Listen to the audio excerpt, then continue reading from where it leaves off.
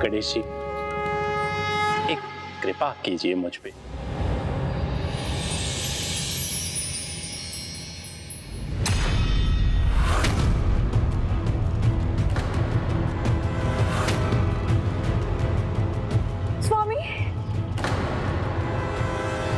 स्वामी तो फिर चले गए प्रभु।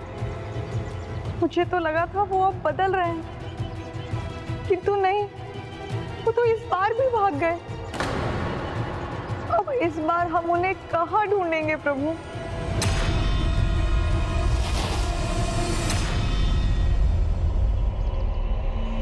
मौसी, चिंता अंतर मन में भी अंधेरा कर देती है, इसलिए चिंता ना करें, उसकी कोई आवश्यकता नहीं। आप उचित कह रहे हैं गणेश जी, किंतु स्वामी का उत्साह देखकर ऐसा लग रहा था कि परिवर्तन ने उनके हृदय के द्वार को खटखटाया है, किंतु ऐसा कुछ भी नहीं हुआ। वो तो फिर भी चले गए। चले तो अवश्य गए हैं, किंतु मुझे ज्ञात है ये भक्त पुष्पदंत जी और पिशाच पुष्पदंत जी के बीच का द्वंद्व है। मुझे आशा ही नहीं, विश्वास है इस बार भक्त पुष्पदंत जी स्वयं लौट कर आएंगे।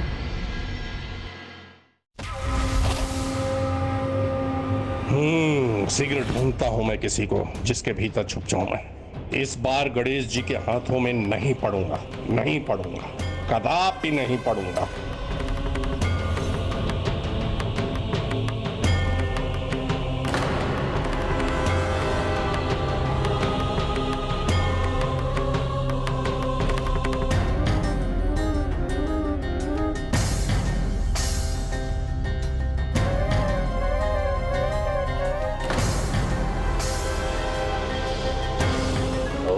चोर है, अच्छा चोर।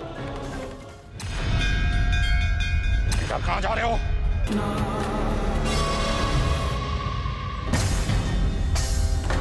अब देखना ये है कि भक्ति और पिशाची प्रवृत्ति के इस द्वंद्व में विजय किसकी होती है, पिशाच की या भक्त की।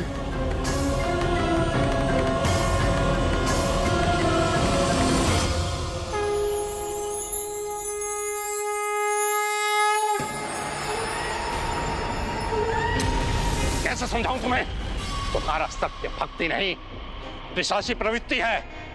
पिशाच हो तुम। भक्ति में बंधन है नियमों का, सात्विक जीवन का बंधन, और एक बार यदि भक्त बन गए तो उन्मुक्त आनंद केवल स्वप्न रह जाएगा।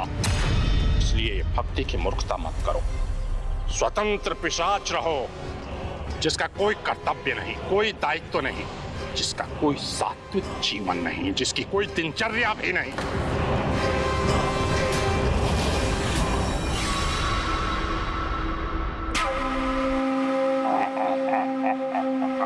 अब उचित पथ पे आए हो तुम, इसी पे अडिग रहना, अब मत पलटना।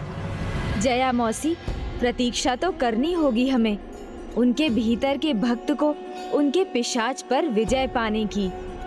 यदि ऐसा ना हुआ और उनका पिशाची उन पे हावी रहा तो? अब मेरे कहने का कोई प्रभाव नहीं पड़ता क्या आप लोगों पर? मैंने कहा था ना, चुपचाप एक कोने में दुबके पड़े रहिए। किंतु अब दोनों, आपको तो कुछ ना कुछ करना ही है ना। हम तो बस मंदिर गए थे पिताजी। बस बस चुप हो जाइए। जैसे दादा दादी वैसा ही पौत्र, स्वयं तो भूल करते ही हैं, तुमसे भी करवाते हैं।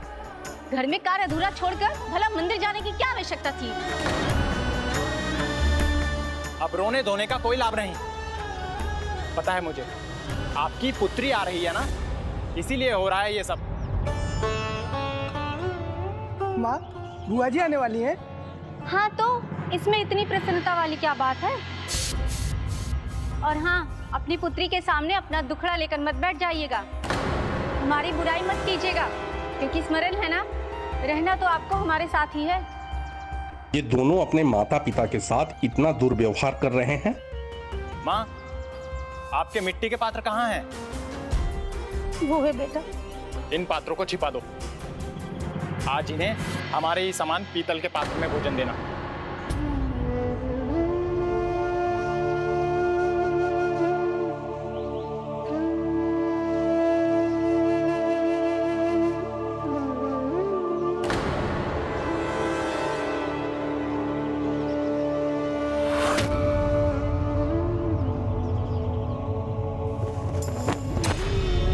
आज के लिए इस बिस्तर का प्रयोग कीजिए और ध्यान रहे घर की प्रतिष्ठा पर आंच नहीं आनी चाहिए। हम बचा हुआ भोजन देते हैं, अच्छे वस्त्र नहीं दे पाते, ये सब मत कहिएगा। अपना मुंह बंद रखिएगा और यदि कुछ कहा तो इसके भी लाले पड़ जाएंगे।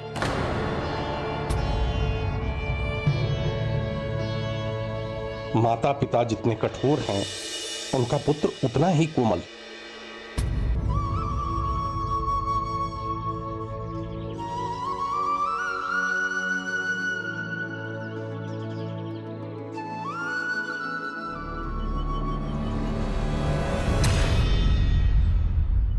ऐसे क्या देख रहे हो? हम कोई अपराध नहीं कर रहे हैं, तुम्हारे भविष्य के लिए ही संचित कर रहे हैं। मैं दीदी जीजा जी को लेने जा रहा हूँ, उनकी नौका पहुँचती होगी। हाँ हाँ, ले आओ, क्या करें, मुझे भी पकवान बनाने का श्रम करना पड़ेगा।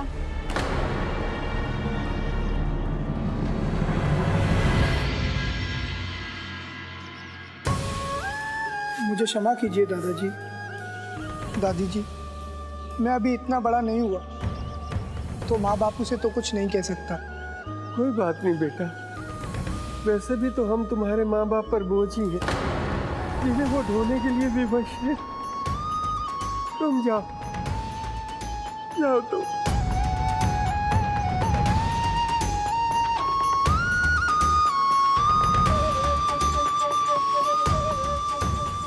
स्वयं को बोझ क्यों बुला रहे हैं दादाजी?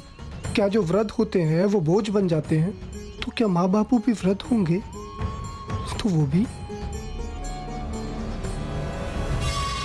जो अपने माता पिता को बोझ मान ले, वो किसी पिशाच से कम नहीं।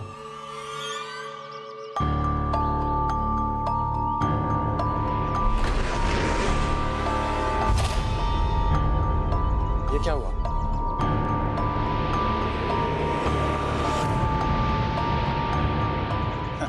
कुछ नहीं, मेरा भ्रम था।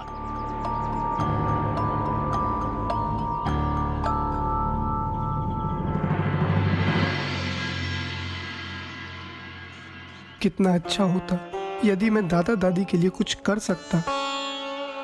प्रणाम दादाजी, प्रणाम दादी जी।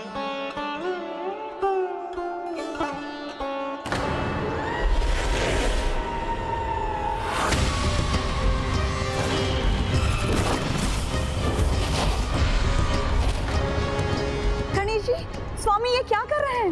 उन्होंने बालक गोपी में प्रवेश क्यों कर लिया?